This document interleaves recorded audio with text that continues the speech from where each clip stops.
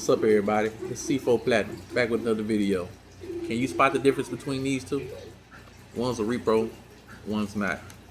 So if you're ever out in the wild and you want to know if you can tell the difference between a reproduction cart, which is here, and a real deal, which is here, it's not that hard to do. Teach you a few little things you can do out in the wild if you don't have tools, and if you do have the tools, show you a couple things to do with that as well.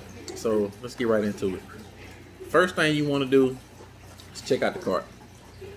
If the cart looks like it just came fresh off the press, and we're in 2026 right now, probably not authentic. You know what I'm saying? It's probably a fake. It's probably a reproduction. So always keep that in mind. If it looks too good to be true, then it might be. But sometimes you do get lucky. So don't play yourself trying to be doubtful about everything. Okay. So next thing you want to look for, there on the back of this cartridge. If it's an authentic cartridge, they usually have a couple of digits on the side of them right here. I don't know if you can see that too good on the camera, but let me see. Just right. See those little digits right there? Look for those. If you see those, 9 times out of 10, you're probably dealing with an authentic cart. If you don't see those, it's probably reproduction. And a lot of times on these reproduction carts, the back labels on them look a little off. The coloring on them is always a little off for some reason. See what I'm saying? How that gray is just not quite the right shade. It always looks a little funny. Yeah. So keep an eye on those. Next thing you want to look for is the inside of the game cartridge, where you insert the cartridge into the 64 system itself. There's a little digit on the inside of these. Let me see if I can find it for you. Yeah, there it is right there. Look just right. You can see it. Maybe not too easy on this camera here. Let's see. There we go. See a couple of digits in there. Right there. On this side. You want to look for that. Those things that you can look for without having to open up the cartridge. And if you're somewhere and the guy wants to sell you a cartridge for an N64 game or Super Nintendo game or even a Genesis game for that matter, if they're asking you for a lot of money and they have a problem with you opening up this thing to check it out to see if it's authentic, then yeah, just don't deal with them. You know what I'm saying? And don't think for a second that just because a game is cheap that it's not fake. Fake games get reproductions all the time.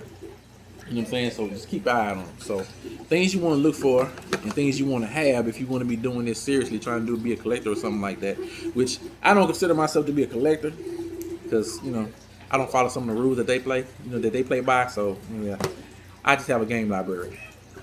But I do like to get authentic games when I can. And believe it or not, I really don't have a problem with reproduction carts because some of this stuff is ridiculously priced. So if the only way I can get it and enjoy it on my home console is through a reproduction, hey, that's fine by me. I'll get one of those until I find a chance to get a real one, an authentic one somewhere at a deal or something like that. But I'm not going to pay these outrageous prices that some of these scalpers and some of these people want to use to take advantage of us because we like video games. Yeah, I'm not doing it. So this is a 3.5 game bit. I got it in a iFixit case. You can get those things pretty cheap at Best Buy and at Walmart. They stay on the clearance aisle. I think I picked mine up for like $15, something like that. Little case like that. I think y'all know the iFixit brand. They've been around for a while now, so you know, free advertising for them. But I keep it on me, keep it in my backpack and stuff like that, just in case I run across something in a while. You never know. It's beneficial to have on you. So it doesn't take long to remove these screws. Like, let's see here. Take the go now. You broke. One. That's two. 2 screws out in like what, 5 seconds? Don't take no time. Take the back off.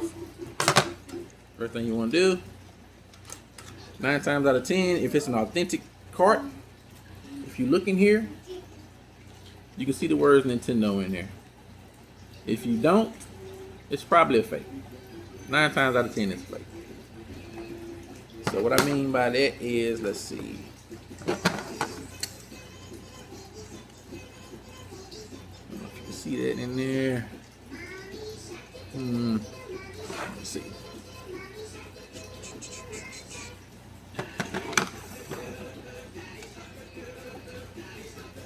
Another bit for that one.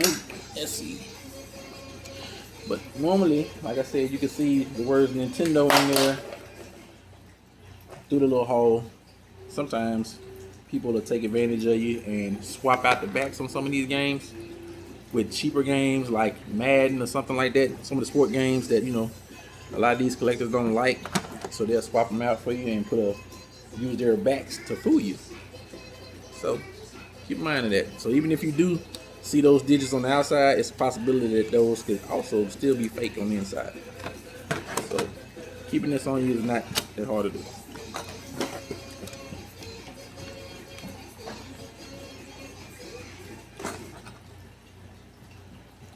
Nintendo.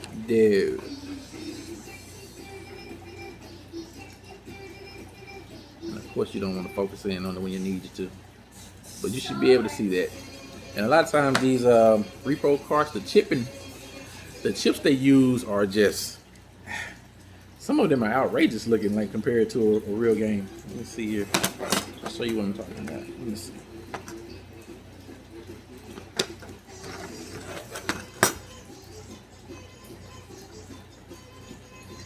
Real?